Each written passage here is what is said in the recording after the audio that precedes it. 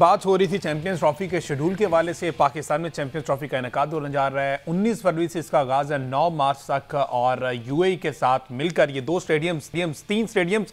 और अब ये एक अच्छी खबर ये है क्योंकि ये दो मौक़िफ़ चल रहे थे। बात ये हो रही थी कि पिंडी को मैचेस मिलेंगे या नहीं मिलेंगे, क्योंकि ब्रॉडकास्टर्स जो है अब वो कहीं ना कहीं मसला मसाइल अपने दरपेश थे, उन्हें वो बता रहे थे कि पिंडी हम चार जगह पर नहीं कर सकते, इंडिया के भी कुछ मुश्किलात आ रही थी। तो अब जो फाइनल शेड्यूल अनाउंस हुआ है उसमें 3 मैचेस जो है वो पिंडी को भी मिल गए, और ये पिंडी वालों के लिए बड़ी खुशखबरी है। जिस तरह से हमने पहले भी बात की कि बड़े वो वेलकमिंग लोग हैं और बड़े क्रिकेट लवर हैं, तो बट साहब बिलाखिर पीसीबी का स्टांस जो है इस पर भी स्टांस लिया। अभी हम बात कर रहे थे और स्टांस लिया पीसीबी ने, और बिलाखिर पिंडी को भी मैच मिल गए, चाहे 3 मिले, लेकिन ये एक ग्रेट अचीवमेंट है।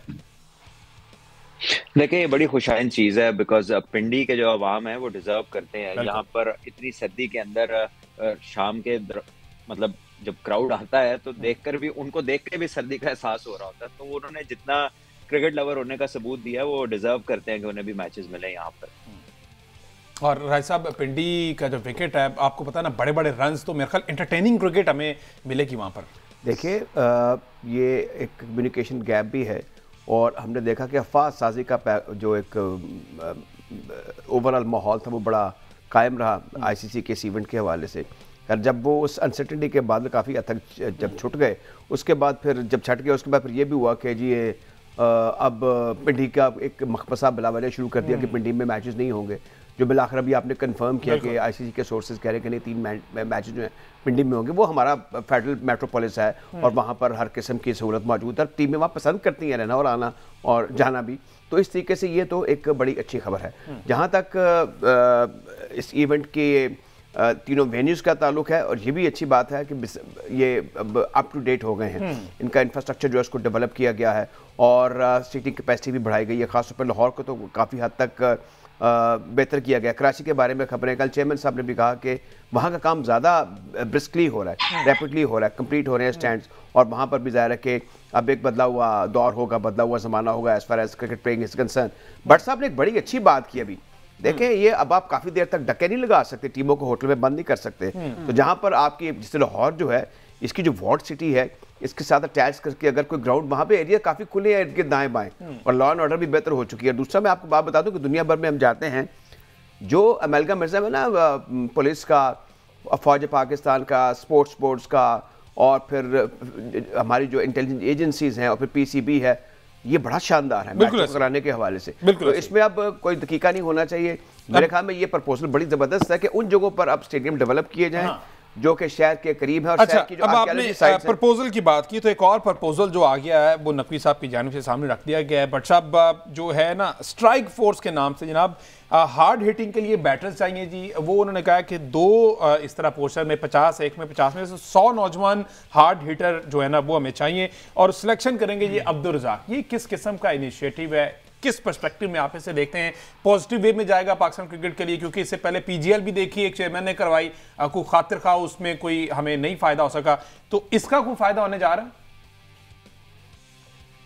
देखिए, मेरा ख्याल है कि ये एक अच्छी चीज हो सकती है अगर इसको सेंसिबली अप्रोच किया जाए। अच्छा, देखिए, ये नहीं है कि आपने छोटे छोटे बच्चे उठाए और उन्हें हार्ड हिटिंग पे लगा दिया। वो हार्ड हिट तो तब मारेंगे ना जब उन्हें बैटिंग करनी आएगी, जब उनकी टेक्निक डेवलप होगी, जब उन्हें खेलना आएगा।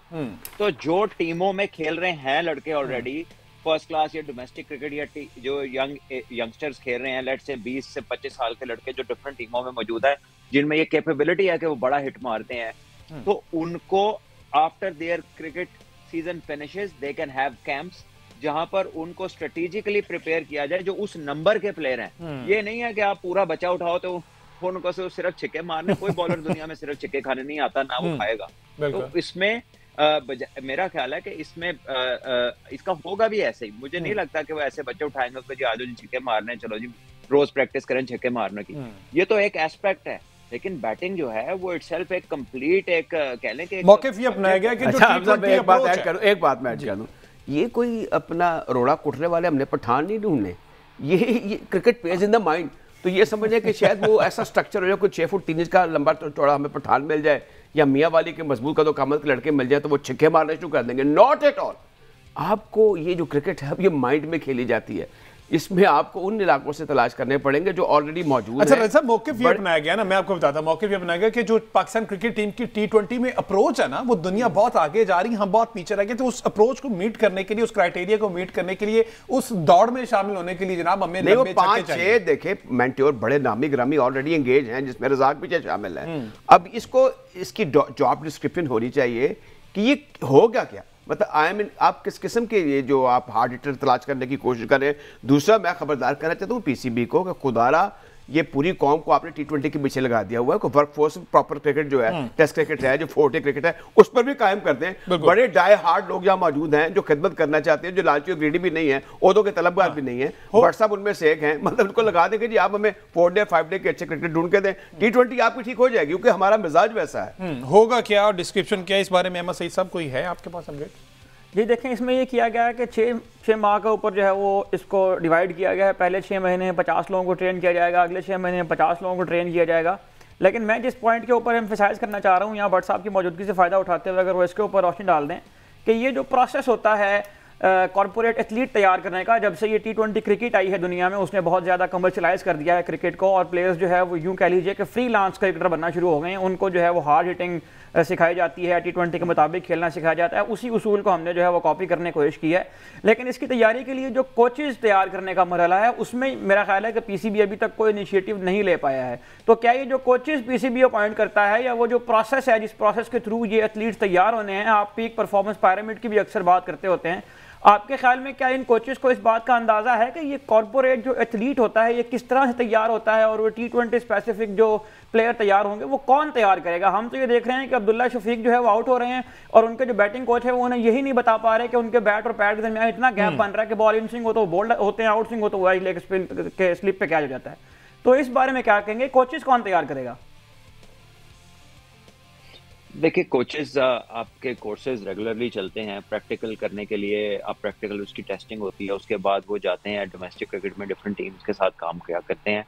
उसके बाद उनकी आउटकम्स क्या आती हैं, कितने लोगों की गेम में अंदर उनकी जो स्पोर्ट लाइफ है उसके अंदर वो फर्क डालते हैं, उसकी ग्रोथ कितनी होती है, ये चीजें मैटर करती हैं। इसको हमने कैसे एनालाइज करना है, इसको कैसे जज करना है कि वहां से किसको फायदा हुआ, और अगर किसी से बहुत फायदा हुआ तो वो फिर पाकिस्तान की कोचिंग क्यों नहीं कर रहा, वो बंदा किधर है। और जो लोग यहाँ पे कई कई सालों से, दहाइयों से बैठे हैं और कोई रिजल्ट नहीं है, और बस ये कहते हैं हम तो डेवलपमेंट के काम में है, तो हार जीत तो मैटर नहीं करती। तो भैया जब डेवलपमेंट हुई हो तो फिर जीत नजर आती है, जब डेवलपमेंट हुई होती है तो रिजल्ट्स नजर आते हैं। तो आई थिंक इसका भी मैकेनिज्म होगा, लेकिन you have to trust people and you have to आप खाली ये नहीं कह सकते कि आपका क्योंकि नाम है लेकिन आपने काम किया नहीं, आपने कोर्स भी नहीं किया, आपको एक्सप्लेनेशन भी नहीं आती, आपकी कम्युनिकेशन भी नहीं है, आपके वो स्किल सेट्स नहीं है, लेकिन क्योंकि आप अच्छे क्रिकेटर तो आप वो काम करा लेंगे, ऐसा नहीं हो सकता। उसके साथ आपको मान मारना पड़ता है, मट्टी और जमीन के साथ लग के ये काम होता है, वक्त देने का ये काम होता है। और ये जहां जो कोचिंग के लोग वहां हैं उन्हें भी समझना पड़ेगा। ये नहीं हो सकता कि जी आप साल में 4 महीने जाके बाहर लीगें भी खेल लें, हर इश्तिहार में भी आप पहुंचे हो, हर टीवी प्रोग्राम में पहुंचे हो, और आपकी ऑनलाइन कोचिंगें चल रही हो। कोचिंग जो है वो हर वक्त बच्चे के साथ लगने का काम है, डेडिकेशन का काम है, और इसमें आपको हर एक बंदे के टेम्परामेंट के साथ उसके मिजाज के हिसाब से बात करनी है, ठीक है। और जहां दवाई की जरूरत है वहां दवाई देनी है, ऐसे दवाई बांटते नहीं फिरनी, वो बड़ी चीज नहीं है। तो ये एक प्रोसेस है, जैसे मैंने कहा ना, कोचिंग भी एक प्रोसेस है और आगे से जो डेवलपमेंट है वो भी एक प्रोसेस है, ठीक है। लेकिन इसकी मेजरमेंट करेगा कौन, जिसको ये कामों का पता होएगा। हाँ, तो आई डोंट नो अब ये किस तरह ये मैकेनिज्म होगा। आई थिंक ऑल राउंड उन्हें देखना चाहिए, ये स्पेसिफिक हार्ड हिटिंग, ठीक है, लेकिन आप उनको किसी भी बैट्समैन से बेहतर खेलता दिख रहे हैं इस वक्त। अच्छा सलमान भाई, टाइम का मैं लास्टली मुझे जरा बता दीजिएगा, मार्कोस वर्सेस ऑस्ट्रेलियंस आपने पूरा टूर्नामेंट कवर किया, कौन सी तगड़ी टीम लग रही है, और ऑन डे आप क्या समझते हैं कि कौन सी टीम ये मैच जीतने जा रही है, अभी प्रीवियस की परफॉर्मेंसेस की अगर बात की जाए उन बेसिस पे? देखिए, दोनों बड़ी मजबूत टीमें हैं। अगर आप ये कहें कि कोई स्टैंड आउट फेवरेट है इन दोनों में, तो वो नहीं कह सकते कि दोनों में से कोई स्टैंड आउट फेवरेट करता है। इनके पास अगर देखें, मारहोर के पास बैटिंग में बड़ी डेप्थ है, सारे के सारे ही ऐसे प्लेयर हैं जो किसी ओवर में भी 15-20 रन कर सकते हैं। आप पहले नंबर से शुरू हो जाए, 8वें नंबर तक चले जाए, ऐसा ही है। बॉलिंग में ये नए बॉल पे स्पिनर्स पे रिलाय करते हैं, और इनके पास हार्डलेंस वाले बॉलर हैं। जब जो दूसरी टीम है उनके पास एक मिस्ट्री बॉलर है और नए बॉल के 2 बड़े शानदार बॉलर हैं। बैटिंग उनमें वो एक्सप्लोसिव पावर नहीं है जो इनमें है।